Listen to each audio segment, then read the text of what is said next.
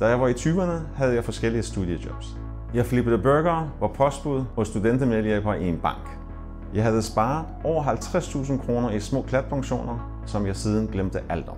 De penge er væk i dag, fordi de er spist af gebyr. Hvis jeg havde flyttet pengene, kunne de være blevet til 700-800.000 kroner ekstra, den dag jeg skal på pension.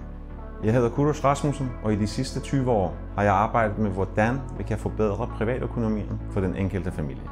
Med Penleys pensionstjek ser du nemt, om din pensioner vokser i den rigtige retning. Det er gratis at oprette en profil på Penley og tage et pensionstjek.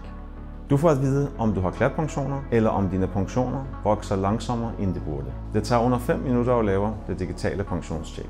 Det eneste, du skal gøre, er at hente din pensionsinfo-rapport fra pensionsinfo.dk og uploade den på din Penley-profil. Du ser vores anbefalinger med det samme, og hvis du vil have hjælp til at føre dem ud i livet, kan du nemt booke en tid hos en rådgiver.